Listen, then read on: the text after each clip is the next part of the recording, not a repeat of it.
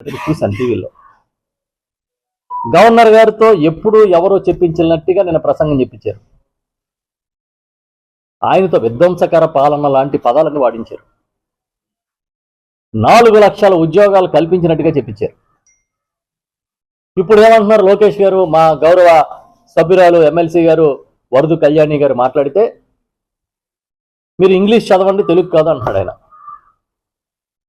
ఆయన ఒక్కడే ఇంగ్లీష్ చదవాలి, మిగతా వాళ్ళందరూ తెలుగు చదువుకోవాలి. ఎందుకంటే ఇంగ్లీష్ మీడియం పెడతాను అంటే జగన్ గారు వ్యతిరేకించింది ఎవరు? మీరే కదా. చచ్చ ఈ తెలుగు కాదు పక్కన పెట్టండి, ఇంగ్లీష్ చదువుకోండి అంటాడు.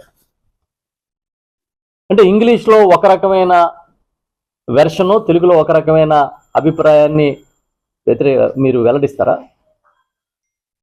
తెలుగులో ఇచ్చేసాం ఉద్యోగాలు 4 లక్షలు అని చెప్పి ఇంగ్లీష్లో ఇవ్వగల అవకాశాలు ఉన్నాయని చెప్పామంటున్నారు. అంటే ఒక్కో భాషలో ఒక రకంగా వస్తుంది అర్థం. ఇది చేతకందనం కాదా? మా leader of opposition council Botsa Satyanarayana గారు మాట్లాడితే దాని గురించి వైస్ ఛాన్సలర్ గారి గురించి పెద్ద డిస్కషన్ జరిగింది. మీరు వైస్ ఛాన్సలర్లందరినీ బెదిరించి పీకల మీద కత్తి పెట్టినట్టుగా ఎవరెవరితోనో ఫోన్లు చేయించి మాట్లాడించి అంత పెద్ద విద్యావేత్తల్ని రాజీనామాలు చేయించలేదా ఈ ప్రభుత్వం? రాత్రికి రాత్రి రాజీనామాలు చేస్తే కానీ కుదరదని మీరు బెదిరించలేదా? మమ్మల్ని బెదిరించాడు అని చెప్పి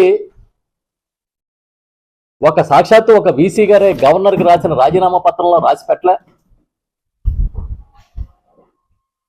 విచారణ వేయండి. 9 నెలల కాలంలోనే మీ అసలు రంగు బయటపడుతుంది. మేకతోలు కప్పుకుని తిరిగినా కూడా మీ బుద్ధి మారదు, మీరు మోసగించే బుద్ధి మారదు, అబద్ధాలు చెప్పే బుద్ధి మారదు అనే విషయాన్ని మళ్ళీ చెప్పేశారు. ప్రతిపక్ష హోదా గురించి మాట్లాడుతున్నారు.